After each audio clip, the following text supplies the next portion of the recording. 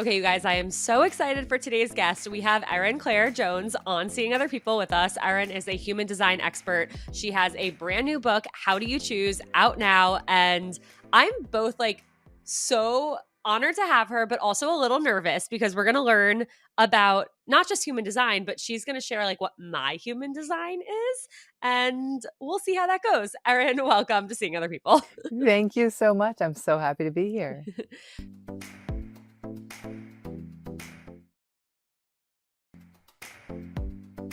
Okay, where to begin? I feel like we need to break down because many people probably have not heard of human design. Mhm. So, can you explain for the listeners what human design is? And we'll go from there. I would love to. So, human design is a mystical assessment tool. It is based on your time, date, and place of birth, like astrology. And it gives you all this very practical information around how you operate optimally in the world, from how you best make decisions to how you can articulate your relationship needs to how you can find a partner to what your biggest strengths are, your challenges, and so much more. But basically really gives you your own roadmap to finding your flow in your life. And I personally love this because I think so often we look to others and emulate what others have done and discover it might not work for us. And I think human Mhm. design is such a powerful tool to be like, but what will work for you? And what are practical tools to really bring that to life today? I love that you said that because I always say, like, especially with dating and advice out there with social media, like, there's so much noise, and what works for one person might not work for you. And the same thing with like asking your whole group chat for dating advice. Like, what works for your best friend might absolutely not work for you because you guys are different. You're wired differently. You've had different experiences.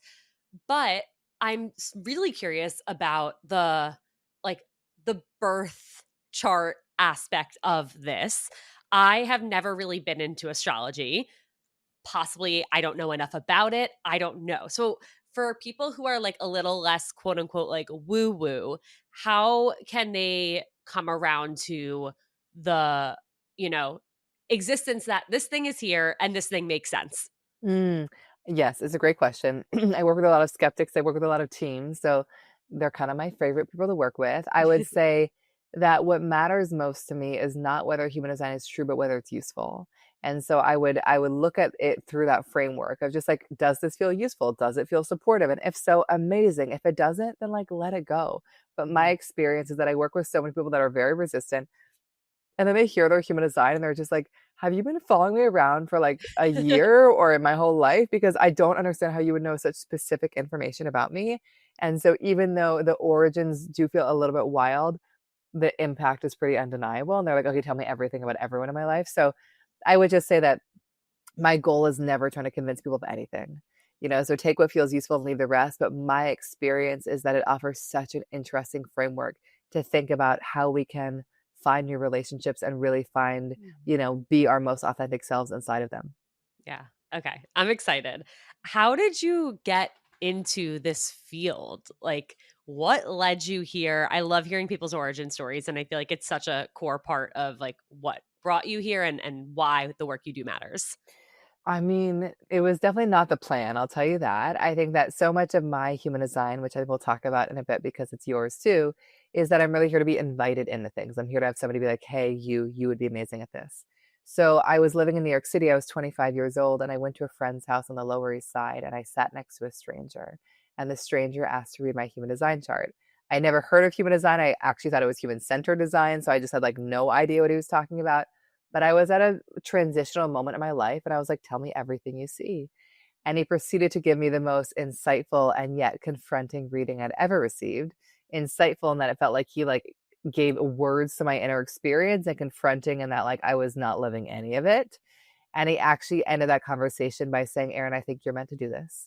I think you're meant to share human design and study with me. And it was like this whole moment, like this, Whoa. crazy. Like we literally had just met and yet there was something I didn't say yes that night, but I think that there was something about that invitation that felt really interesting to me. And so we kept connecting. He started to kind of show me how human design could not only be useful for individuals, but for relationships and for teams and families. And I was just blown away. And that's kind of where the journey began. It is interesting because human design has really grown in popularity. It's really still nascent and yet far more popular than it used to be. But at that time, 10 years ago, human design was not cool. No one had any idea what I was talking about. So I'm still like look back at my 25-year-old self and I'm like, go you for really saying yes to that because there was no evidence that any of it was going to work.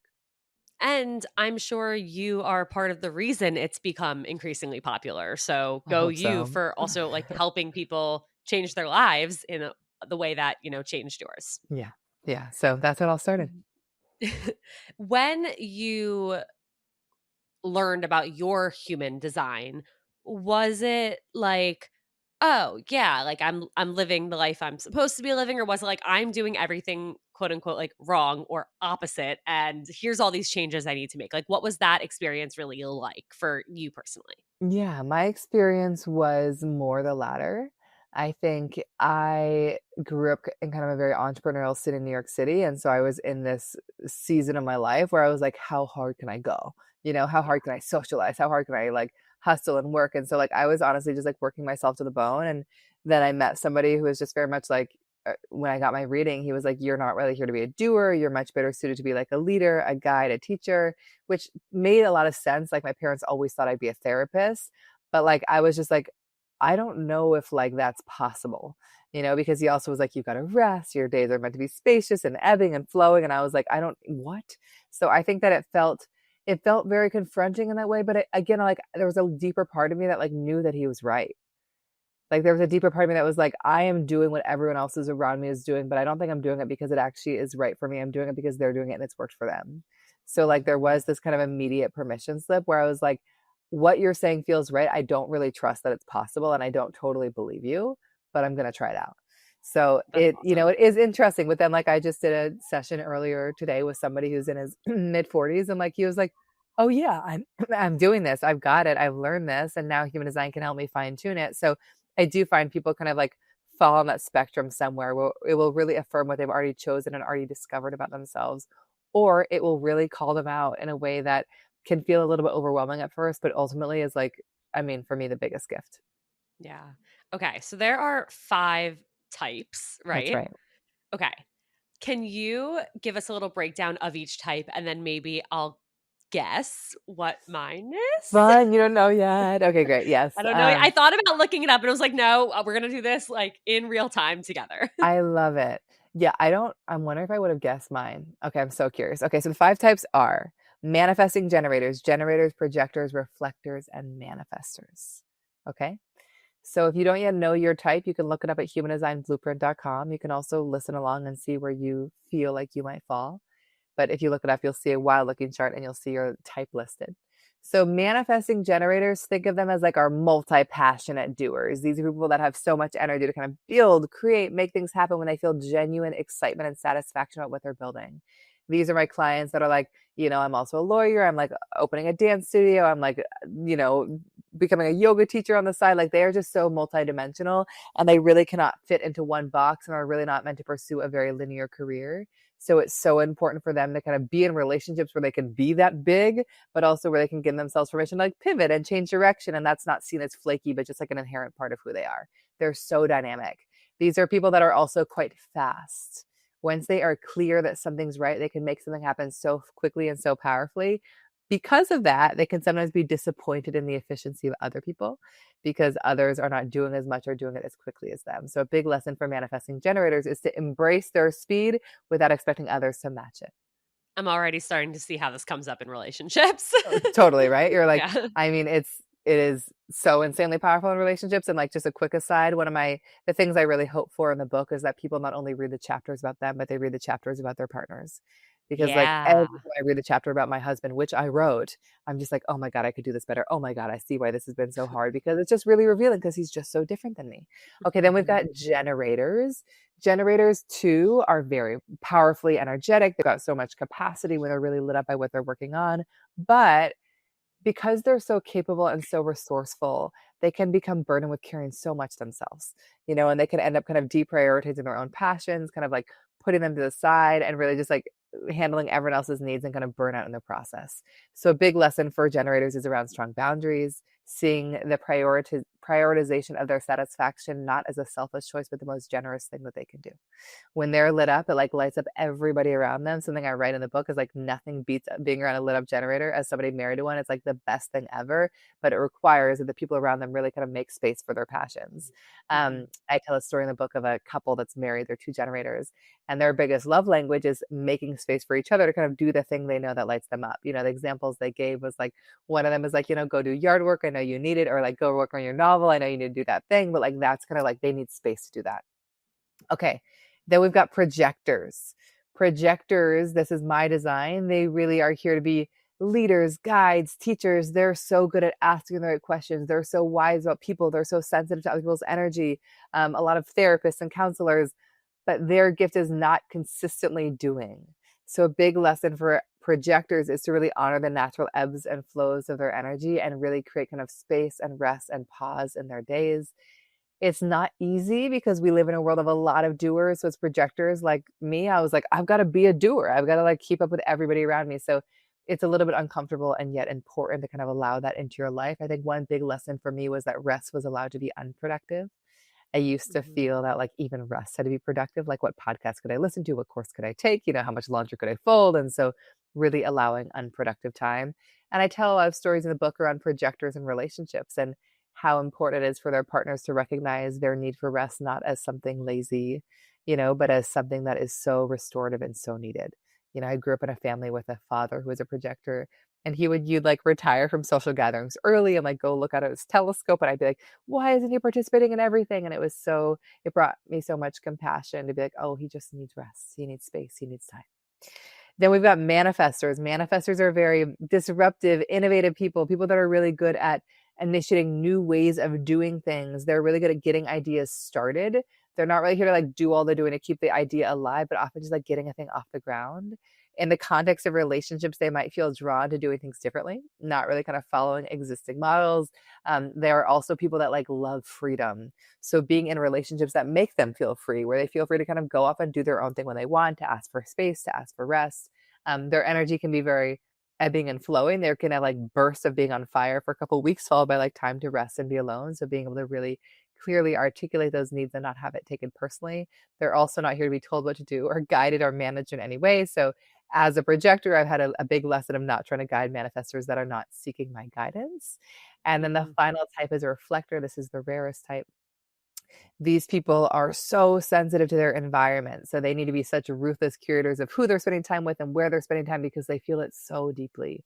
And they're also so objectively wise, so good at just like mirroring back what they see in people and societies and environments. They're very slow decision makers. They need a lot of time to feel into things. And one thing that I love about reflectors, and I think is really important in relationships, is that they are very vast in the way they're meant to express themselves. Like they might express themselves in different ways in different communities and different seasons of life. And so it's so important that people around them don't expect consistency or sameness, but really kind of meet all these new versions with an open mind.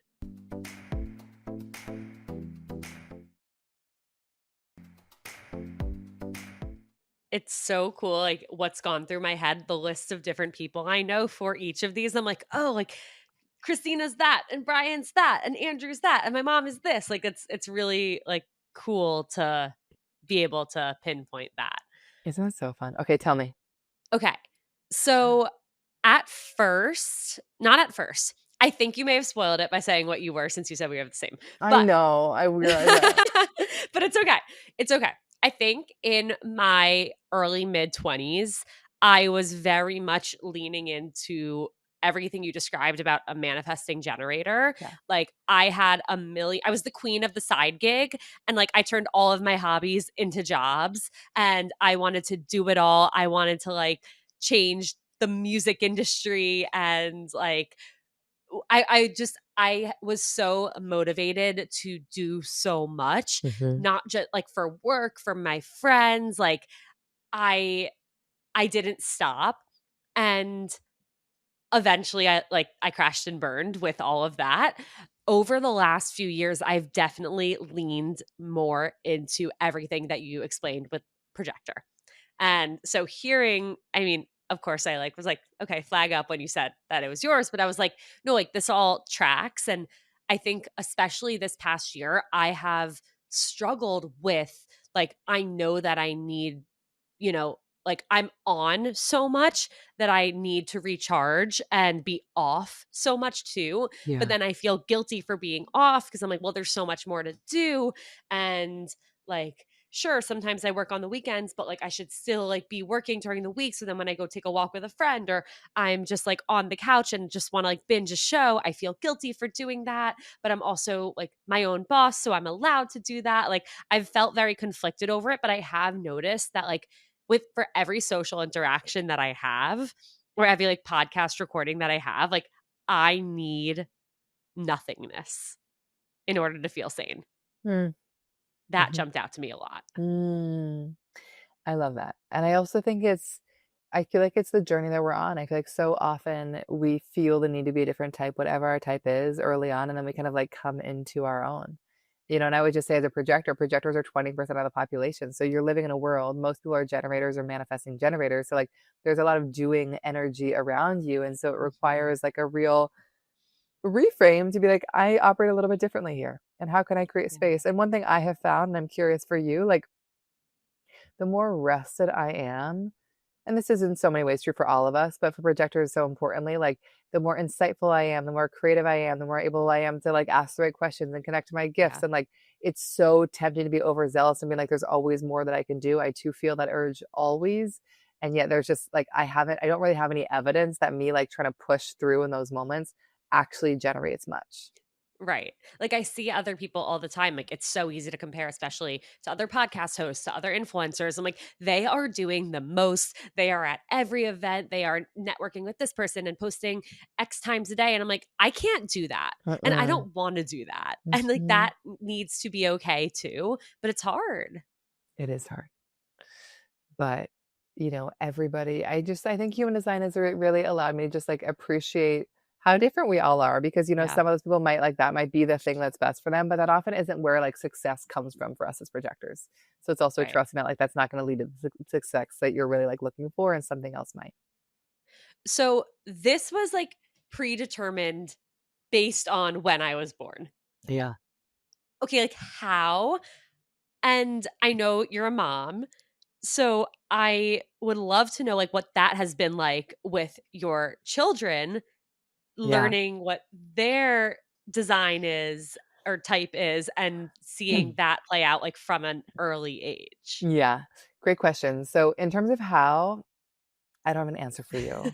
Like, there are many human design people are like, "It's science and it can be proven." I'm like, it can't be. Like this is like a mystical system. Like it is still so mind blowing to me that we could actually know this amount of information based on our time, date, and place of birth. But like that's why I just think it's like you share it with people, you see how it lands.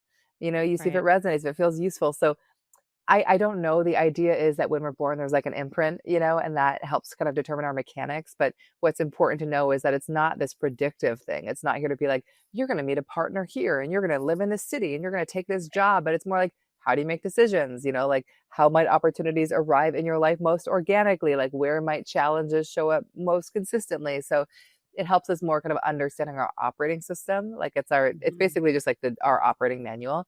But yeah, I too do not know how we could know this much, and I'm not going to pretend to like justify that because it blows my mind too. Yeah. To your question around parenting, I think that human design is so useful in so many realms. My book specifically focuses on relationships and career, and like because it is so useful there, but I do feel like it's so particularly useful in parenting because I think it allows us, or it's allowed me to kind of walk into the experience of parenting young children with no expectation that they'll be anything like me. And I feel like my Mhm. experience in family sessions is often like kids are expressing their design so purely. Then as they get older, they kind of get conditioned out of it. They think they should become a generator or a manifestor or a projector or whatever. And then later in life, as they grow older, they're like, oh, there's another way of operating. So there's something about giving a kid a gift at a really young age of like just being who they are and not trying to change them.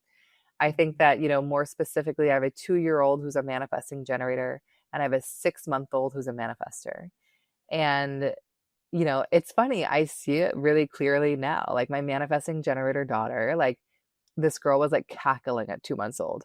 Like life was just hilarious. And like she is just like one of the most charismatic little creatures that I've ever met. She's like the mayor. She walks in and people are like, who is you? I don't know. Like I just it's just like she like just like emanates joy and lifts a whole room up and like you just feel her in such a deep way. And then my manifester, manifestors, like I said, crave freedom. They're super powerful. They tread their own path. They do their own thing. A 6 month old at 2 months, she started rolling over, which is quite early to roll over. And she was like sleeping on her belly, which they aren't supposed to do. And she like busted out of her swaddle. And I remember Oh, calling my pediatrician being like, she's sleeping on her belly. I keep going in and trying to flip her over and she flips back. And the pediatrician was like, you can't do anything. She's going to do what she wants to do. And I was like, she's a freaking manifestor. Of course she's gonna do what she's gonna do. Like she's gonna just like she wants freedom. She doesn't want to be in a swaddle. She wants to like do it her own way, even though the internet says she's not supposed to do it that way. And so like she has been such a constant lesson for me of like, I gotta just like trust her instinct here. And she's so selective and very discerning. So I just like I'm loving watching how different they are because it's yeah, just such a good reminder early on that like these are just different humans and they're so different than me. And human design offers me some really cool tools to know how to support them accordingly. that's awesome. That's really cool and something that I think is so worth. Like I have a lot of friends who are moms for the first time ever. Like it's so worth them learning even just from what you've shared.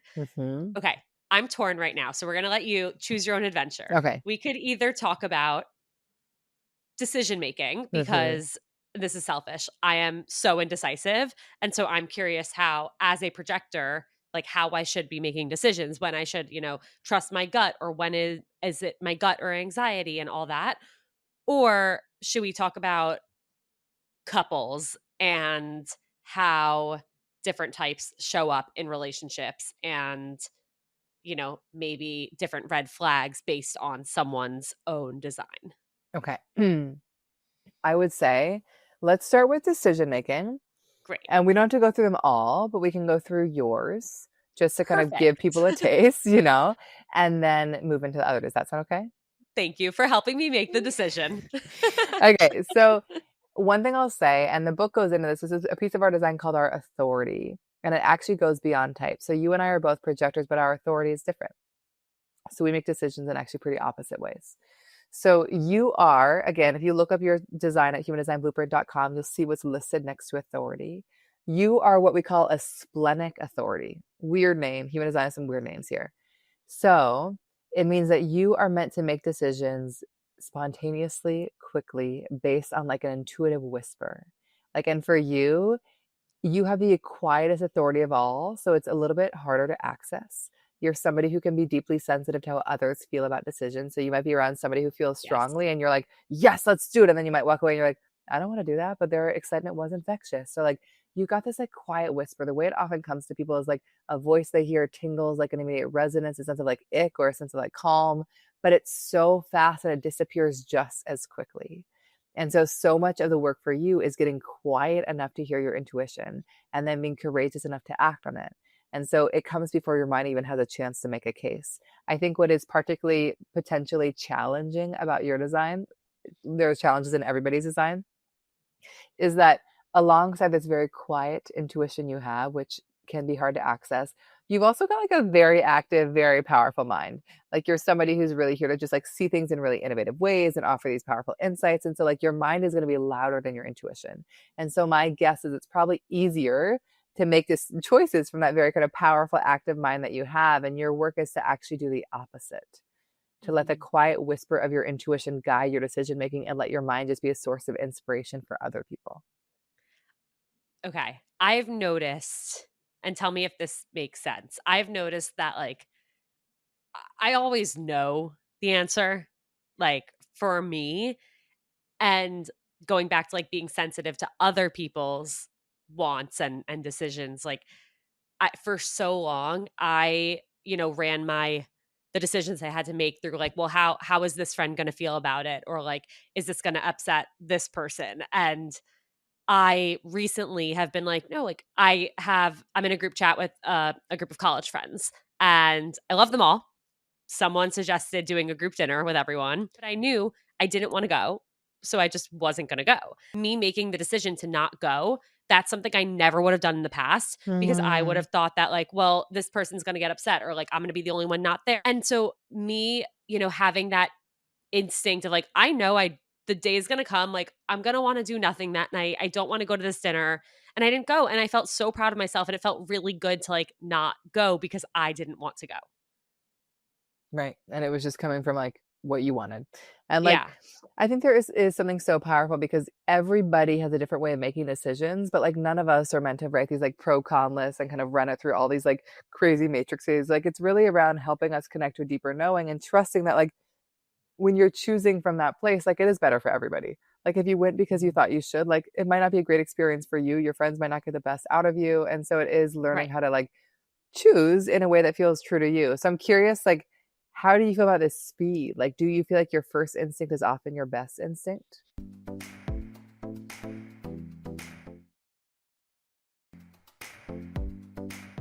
Probably. Oh. Probably because I'm sure when I got the text, and like, guys, if you're listening, like, love you, whatever, all that. But like, I got the text and I was like, I at first I knew I didn't want to go, but then I started trying to like talk myself into going. Mhm. Like, I'm the girl. Like, I have a coin flip app on my phone to like help me decide what to do in situations, but I never actually go with what the coin says. I go with how I feel when it lands. When you see it, yeah. Yeah. That's amazing. Yeah, and it's a thing to pay attention to, and, like, I do think that what I always advise these people of is, like, really also thinking about practices that help you quiet down and hear yourself because it is Yeah. so quiet. So it's like whether it's meditation or being in nature or dance or whatever, like, making that a normal practice because that's often where the instincts come through really clearly. Yeah.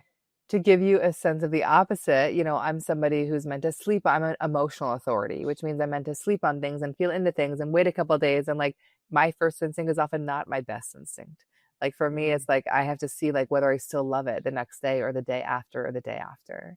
And like one story to make it very real is that I sat with a couple. I tell this story in my book of they were trying to decide whether or not to move to the East Coast, and one of them was a super fast decision maker, and they came and she was like, I already know, and like my husband hasn't decided and I'm so frustrated. She's like, he's waffling every day is something different.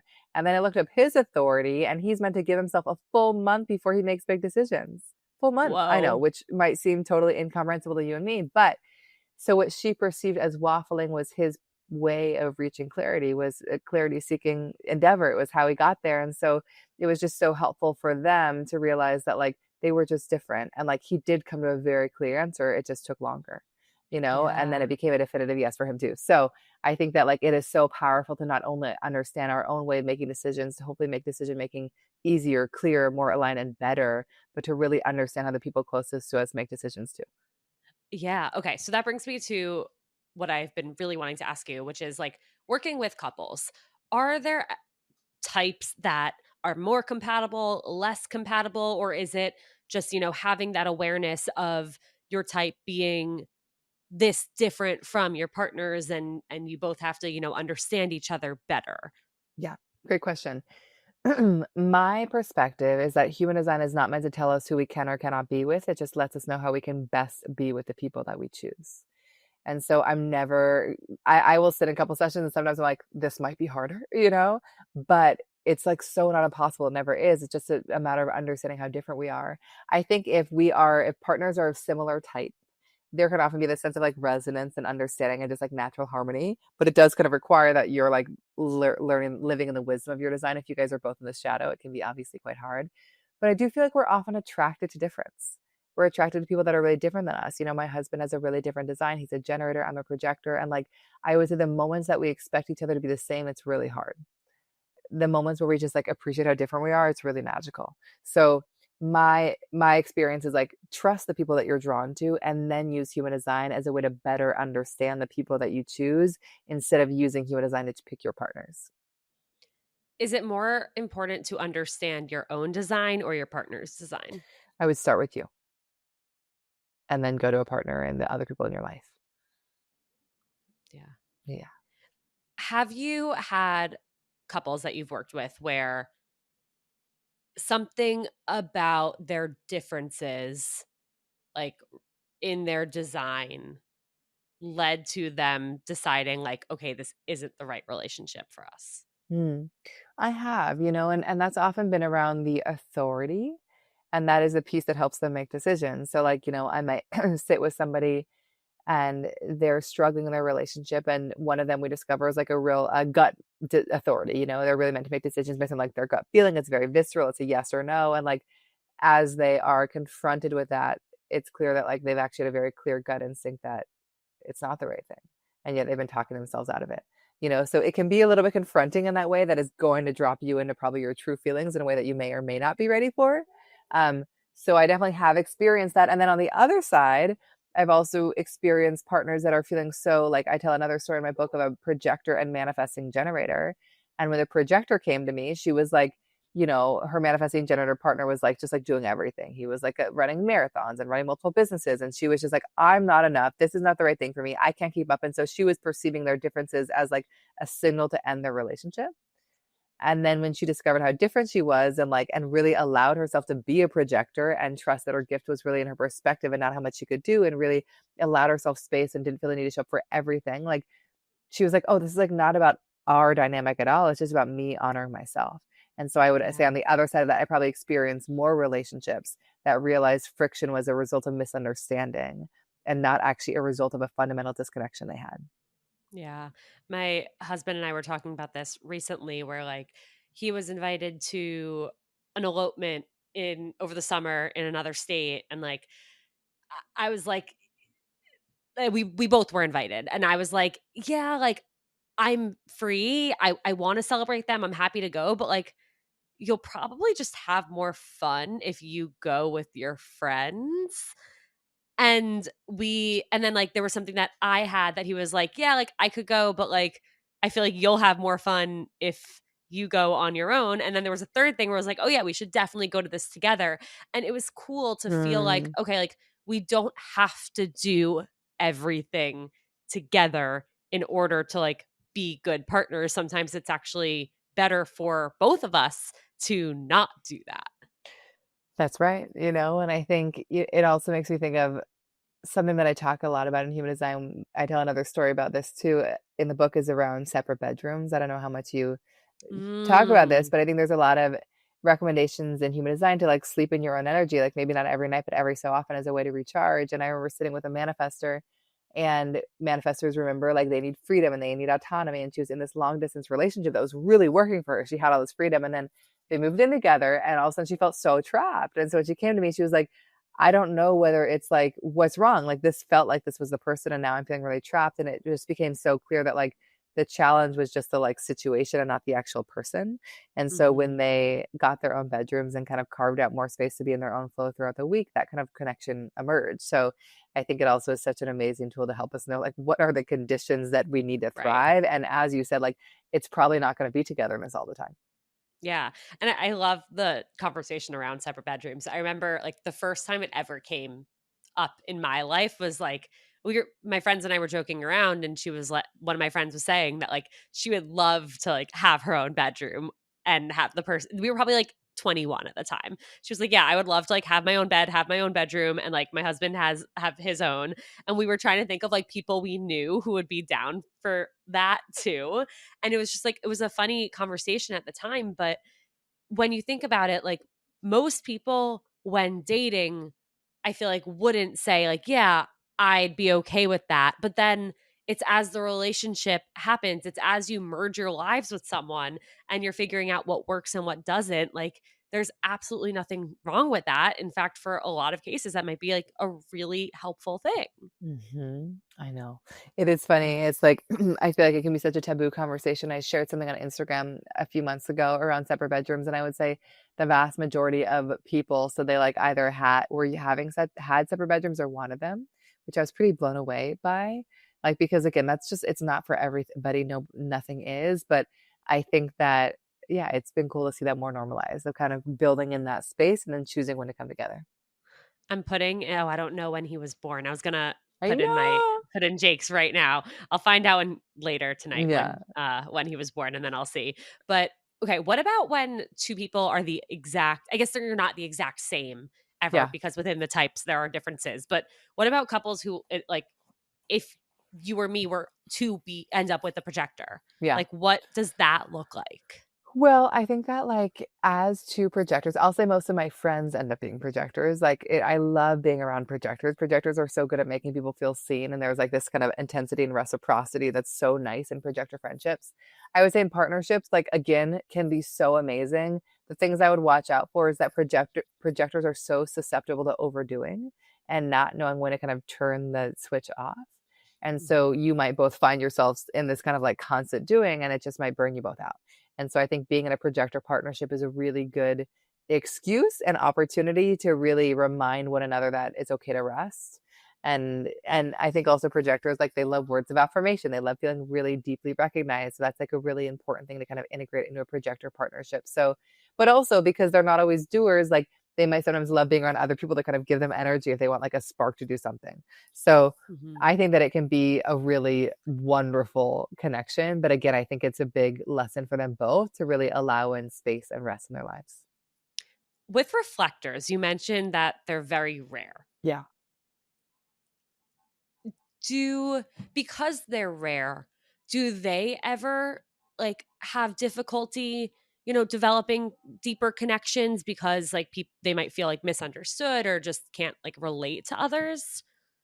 So I wouldn't say that I see them having a hard time developing deeper connections, but I do think that a lot of reflectors I've sat with, I felt like a little bit alien like.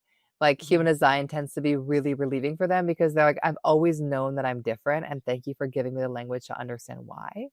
But I think because they are so rare and so fluid and so ever evolving, it just makes it so important for them to be in relationships where they feel so deeply seen and so deeply recognized. Because if they're expected to be one thing or to be like other people, like it's just not going to work.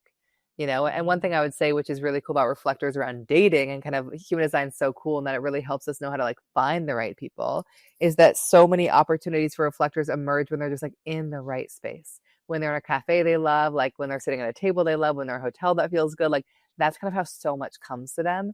And so often one of the best ways to make yourself available for new relationships or even the best experiences in existing relationships is to really plant yourself in spaces that feel good, which I know sounds a little bit wild, but like I tell a lot of stories in my book and I've had so many clients that like they're just like in a place they love and like somebody shows up, a job opportunity emerges. And so like that's actually a very proactive way for them to kind of make themselves available for more. Yeah, okay, that's really cool. For someone who is, like, really like, "Okay, human design is awesome. I love this. Like, I want to, apply this to dating or to relationships." Like, let's say, like, I feel like we have all know the person who, like, you're sitting down on, like, a first date or, like, you're meeting someone for the first time in a group of friends, and they're like, "What's your sign? Like, do you know, like, where you were born?" And, like, "I wanna, like, look up your astrology chart." Like, how can people ask this to someone in the sense of, like, "I want to learn your human design?" I know. It's funny because there are definitely a lot of people that will do that. I'm like so not one of those people. Like I often like won't look people up until much later. Um, but I would say that like I would, it's funny, like we haven't talked, there's a part of our design called strategy, which is really useful. It talks about how to kind of best communicate, create opportunities. So like you and I are Ooh, projectors. Our strategy is to be invited in. And so often it's really good for, us to be invited into opportunities for somebody to be like, hey, you're amazing, help me do this. But also it means invited into offering guidance and advice. Projectors are really tempted often to kind of share everything they see because they see so much. But if they're not invited in and somebody's not ready for their guidance, they can just fly right over their head. So I see some projectors, I share that to say, I see some projectors in relationships struggle when they're just like, oh my God, I love human design. I'm going to tell my partner all about it or tell this person, like that person's not interested. And so then they become bitter and it goes over their head. And it's just they weren't invited in. Like they didn't really feel recognized to share that. So I would say, like, feel free to ask for the information because that might also be a good sense of like, is this person into the things that I am? But I would also just, tune into their receptivity because obviously not everybody loves it in the way that you do. And I know for me, I'm fine if people don't want to know, and my yeah. experience, and I've sat with a lot of partners that are like, how do I share this with my partner? I really want them to get into it and they're not into it. But like your embodiment of it will be the inspiration. Like I remember talking to one of my clients who'd been trying to get her husband into human design for years. He was totally disinterested. And then finally he came and he was like, whatever you're doing is working. So like I'm ready. Like tell me about my human design. So again, Wow. I think it's amazing and also like I don't know if it's worth forcing it on people that aren't ready. But maybe you just look up their design for your own information. It's so fascinating. I like really can't wait to dive more into it. Okay. I have a few listener questions Okay, that aren't like related to human design, but I think human design could be really helpful great. in answering them. Okay. The first one says, I've been single for a while and I've done a lot of personal work, therapy, journaling, settling boundaries, the whole thing. But I still find myself drawn to people who aren't emotionally available or who don't really see me. I'm starting to Mm, wonder if there's something in the way that I'm wired that keeps repeating this dynamic. How do you start to understand the patterns you're attracting in relationships and how much of this is really within my control to change? mm. Yeah, great question. Like, obviously, the advice will be so personalized for people, but for each person. But I would say the things I would look at is this first part of your human design called your strategy, which is how you're meant to create opportunities. Like I said, you and I do really well when somebody like really recognizes and invites us in. Other people are like very much here to make the first move. Like they're just here to kind of like go out on a whim and make the first move. Other people are kind of meant to see who like sparks their gut when they're like at a gathering or at a party. So I would look at your strategy and see if that's aligned with how you've been starting things, because you might be somebody like you and I that are meant to be invited in, and you might be initiating and like that's not really working out very well. I'd also look to your authority, the part that we talked about around how to make decisions, because it helps you understand whether or not you're choosing from like a very authentic place within you, or if you're choosing from your mind or what you think you maybe should want. I think your authority might guide you towards people you didn't always expect, but ultimately feel really good. And then there's also part of our design, without getting too technical, that speaks to kind of where we can get the most pulled off track. These are called our open centers. I would also look at that because, like, you also might find that you're somebody who can really find that, like, you're always trying to prove yourself to people, and that's not really allowing yourself to be seen. Or you might find that you're somebody who really um, is like very sensitive to people's emotions. You kind of like end up sugarcoating things because you don't want to like rock the boat. And so I would look at kind of where Mhm. that's for you, by the way. I would I look at kind know. of Oh, I I know. I would look at like where those challenges are, because I know that those can really show up in relationships. I know for me, I have that need to prove. And so like that really showed up in partnership of like, I need to be seen a certain way when like that was just not ever going to lead to the right thing. And so Yeah. like for me as a projector who's here to be invited in, like I ended up marrying my best friend because there was just like no one else in my life that like made me feel like as seen without effort as he did.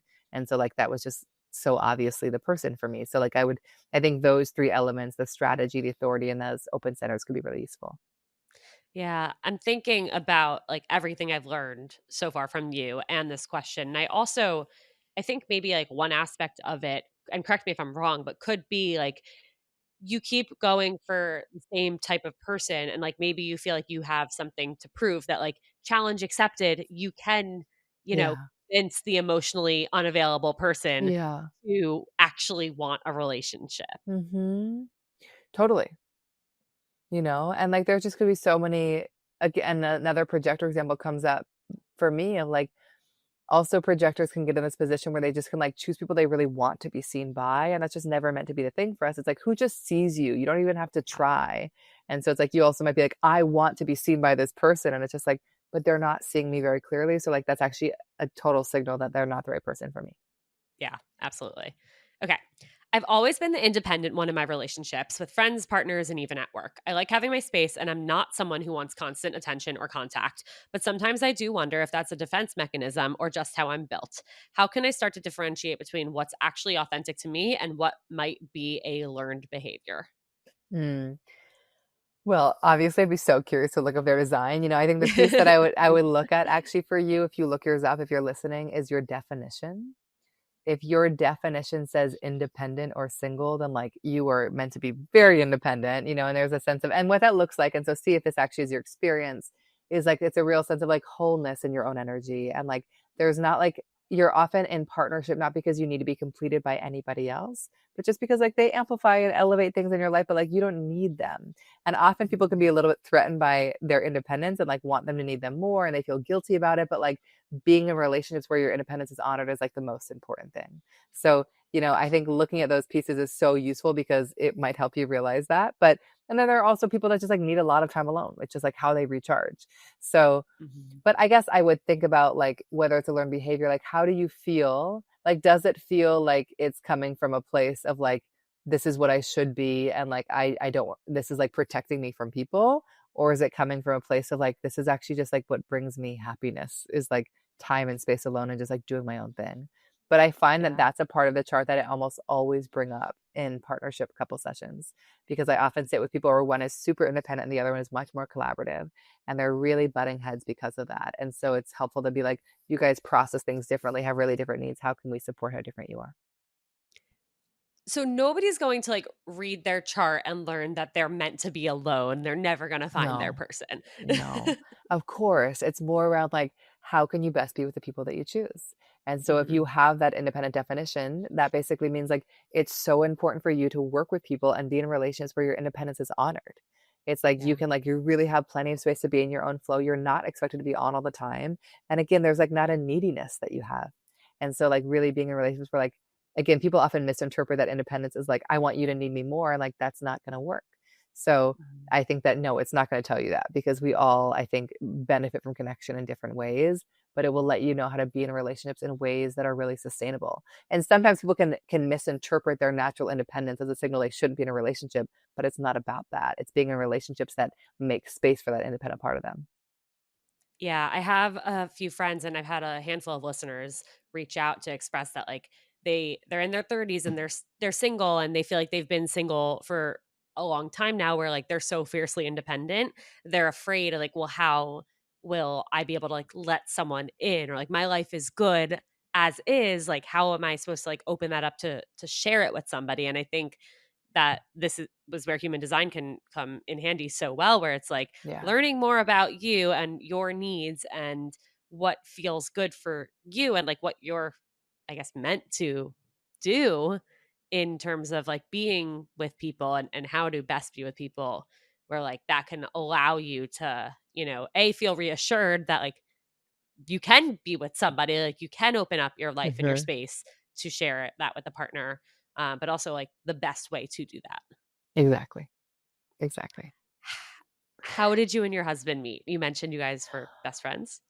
We met, I moved to New York City after college and started working at a startup. And he ran a company at the time that made these beautiful black and white portrait videos. And so the company I was working with hired his company to make videos for our team. But we had like a meeting, a first meeting. I remember him walking in. I was in a relationship at the time. And I remember meeting him and being like, I could like really see myself being like with somebody like him. And it wasn't him, it was like I was in a relationship, but like it was such an instinctual thing. But then it really like it took a lot of time, then I left that company and he actually hired me and I ended up working for him, and then we became friends and then became best friends, and like and then we chose each other as partners. But what I love is that my design specifically, this comes from a part called my profile. I'm a 6'2", which basically means like the first 30 years of my life is meant for like trial and error galore. It's like not really the time to like make huge commitments, but just Ooh. like throw things against the wall.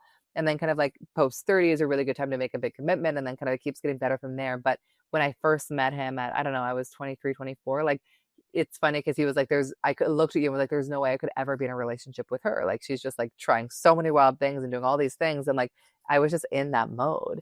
And so we weren't really able to see each other as partners until I had moved past that phase and arrived somewhere different. So it was really cool kind of using our designs in that Okay, wait, do you know what my number is on way. that scale? You're 5'1". Okay, so what that means in the context of relationships. Well, one, and this, so if you look up your design again at humandesignblueprint.com and you have a one anywhere in your profile, 1 3 4 1 1 4 5 1, this will be true for you. There's a very like you're somebody who really thrives with having like a really strong, secure foundation in relationships. Like you're somebody who's very inquisitive, and so like taking the time to kind of like tend to and build a really strong foundation is so important. You're also somebody who's like a real learner and researcher and so curious, and so having like a lot of ample space to just like be in your own flow and learn and study is so important. Mhm. Curious how and if that resonates with you before I share the other part. No, that definitely does. That definitely Yeah. does, and, like, feeling like I can ask whatever questions I want, Yes. and, like, I don't have to, like, beat around the bush to try and, like, play it cool, because 'cause I'm, like, I, like with in my early stages with Jake, like, I felt so comfortable to, like, say whatever I wanted, and, like, Yeah. I wasn't gonna, like, say something that scared him away or, like, Yeah. ask Yeah. the wrong thing. Yes, exactly. Exactly. And then the 5 in your profile is around the fact, 2 pieces that I would share around relationships. One is that you're somebody who's like a very natural problem solver and fixer. like really good at like offering new perspectives and ways of seeing things. And so a big thing in relationships is just not trying to solve everything or fix everything, which is getting really clear on like what are your things to solve and what are not. But you're also somebody that people can like easily project things onto, and it's often really positive. Like they can put you on a pedestal. They can be like, you can help me here, you can save me here, you should do this, you're amazing in this way. And like it's so important for you to be in relationships that give you a lot of space to be all the things that you are, that you don't feel on a pedestal. You don't feel like they have this image of you that you have to fulfill, but you feel like you can Mhm. like be a mess and be all your different versions. I had a client, a student with this actually, and he said when he met somebody new that he felt like would be an important person in his life, he would basically like show them all his different versions because he was just like, I'm all of this. Like, don't even try to put me into a box. So you're I not kind of love that. swept away with other people's expectations for you. Yeah. Well, that I always encourage people to, like, not try and play it cool in the early stages of dating for that exact reason, because you want to Exactly. be with somebody who is, like, who wants all of those different parts of you. That's right. That's right. To Yeah. those, how did that one resonate? Yeah, this is I'm so excited to, like, study this and learn so much So more fun. and find out what Jake's is. That I is know literally you what I'm gonna must. Yeah. yeah, we're gonna call his mom right after this and find that out. Uh, Erin, this has been so amazing. First and foremost, your book is out. books How out. do you choose? Where can people get it? So you can get it anywhere. It's called How Do You Choose by Erin Claire Jones. How do you choose a human design guide to what's best for you at work, in love, and in life? And the focus of the book is you can be totally new to human design. Most readers are, and it's really meant to be an exploration of how human design can be practically applied in your relationships, in your career, in your life in a way that you can actually use it. And I shared this earlier, but I'll say it again. My hope is that people not only read the chapters about themselves, but they read the chapters about their partners and their friends and their kids, because Mhm. it can just be so transformative to realize how different they are than you. That I think that's, like, what I'm more excited for, to Totally. learn those things Well, too. it's funny Yeah. because you asked the question around like, do you start with yourself or other people? Like, I would say yourself, but projectors specifically are often more interested in starting with other people. That's kind of how they understand everything. So it's Oh, also not surprising to me that it feels like that's more your instinct. that's really funny. Okay, are you taking on clients? How can people work with you or learn more from you if you're not? Yes. So on humandesignblueprint.com, we sell hyper personalized guides all about your designs. If you want just kind of like a download about all the most important pieces, that's a great Need. place to do it. Yes, must. The code, you can use the code Alana for a discount.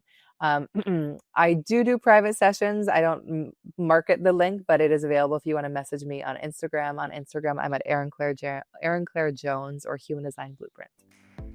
Amazing. Thank you so much, and congratulations on the Thank book. you. That is so insanely exciting and such a huge accomplishment. Thank you so much. Thanks for having me.